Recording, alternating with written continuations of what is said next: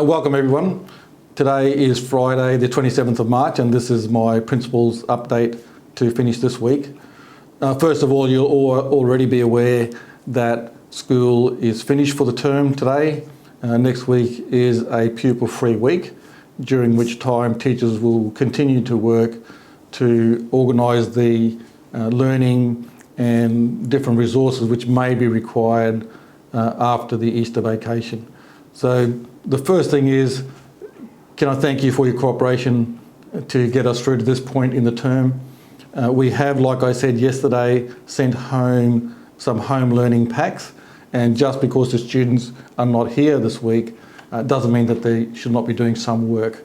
So you will have received, or you will receive, a learning pack, home learning pack, which outlines 3 tasks for the students to do, which I outlined yesterday. There's a health task, an English task and a maths task. Each of those envelopes has a self-stamped envelope for you to be able to send the resources, the assessment tasks back to school. So when you get those done, can you please send them back?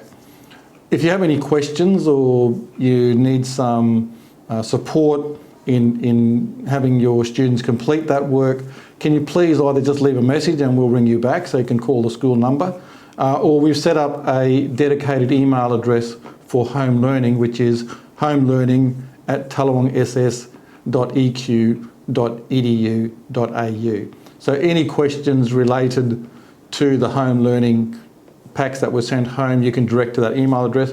But look, by all means, just give us a call, leave a message, and we'll have one of the teachers call you back and try and help you with any questions that you may have. The other thing I wanted to mention today was to reinforce the message of social distancing. I know you're hearing it from everywhere, but look, in New South Wales last night, one business was fined $5,000 and each of the employees $1,000 each. All right, this is serious, and it's not about money grab. We often criticise governments for that, but this is all about health and safety. It is about your health, your children's health, your relatives' health, and the health of everyone that you love and care about. It's also about sustaining our way of life in this country. So the core message of everyone at the moment is, can you please observe the social distancing guidelines? The last thing I really want to talk about today is probably the most important thing, and that is mental health.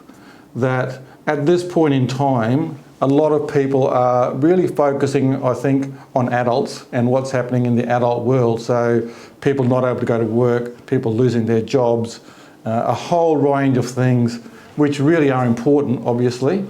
But I fear, and I think a lot of educators and teachers are fearing, that the children are being a little bit forgotten here. So I'd really ask that you focus on spending some time with your children at this point in time, because kids, in seeing you obviously feeling stressed, seeing things changing in their life around them, wondering why people are home and not working, listening to the conversations that you can't pay your rent or buy whatever, all of that sort of stuff is resulting in kids really being scared right now. They're anxious and they're scared. Already we had high anxiety in young people, but this has raised that to another level.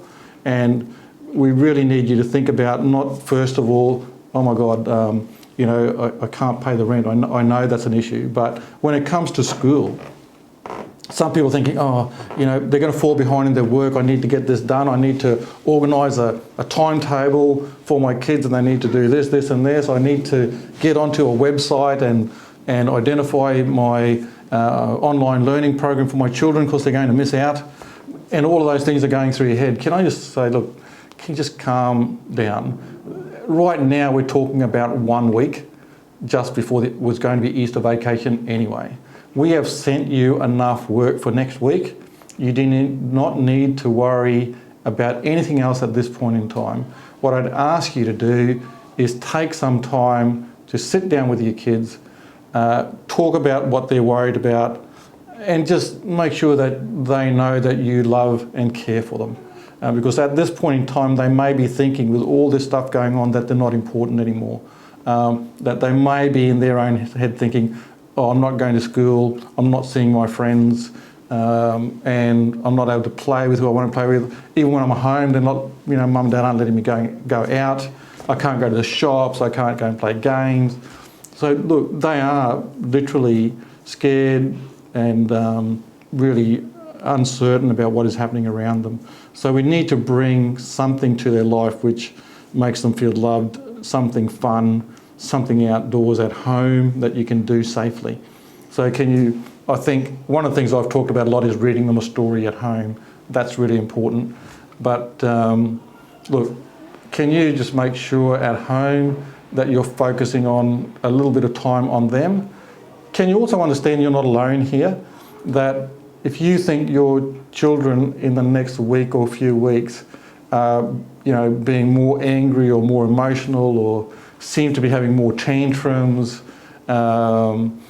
generally you think it's more difficult. Look, at the moment, can I tell you, that's just going to be normal because their world has got upset just like ours.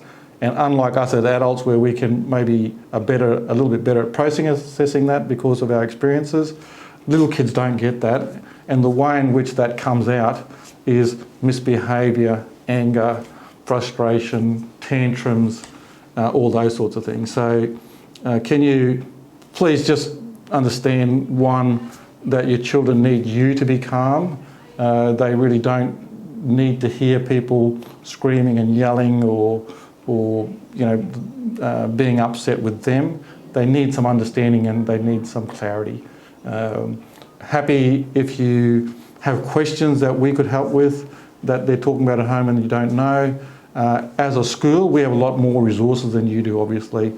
So it's not about you not being able to do stuff. We obviously have more staff that can access different things and can access different sorts of advice. So if you need help, and not just in regards to your school stuff, but if you're saying, look, is this my son or my daughter is not sleeping well, or is really anxious or seems to be getting withdrawn, or is arguing more with her siblings or talking back more.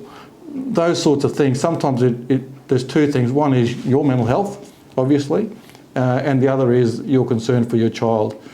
Now, I'm not saying at all that a school has all the answers, but look, if we can support in any way, if maybe you leave a message, email the school, I will guarantee we will get back to you. It can't hurt. We might be able to put you on to someone or an organisation which may be able to support you. We may be able to give you some personal advice. But look, at least it can't hurt to ask. And I think the more communication we can have with each other to support kids through this and families, the better. So, again, in summary, first of all, just remember that school is finished for the term, that we have sent some home learning packs out, and really at this stage I would say that's all you need to do. You don't need to go hunting around for other learning and online learning stuff for your children just yet. And lastly and most importantly, take care of yourself, but in particular take some time to sit down, really listen to your kids to find out how they're feeling and what it is that they're worried about, and give them some reassurance that yes, it is a difficult time, but we will get through this and things will be better. I look forward to talking to you again next week, even though that it's pupil-free days next week. I've been asked by people to continue these updates up until next Friday, and I will do that. So I will talk to you again on Monday. Thank you.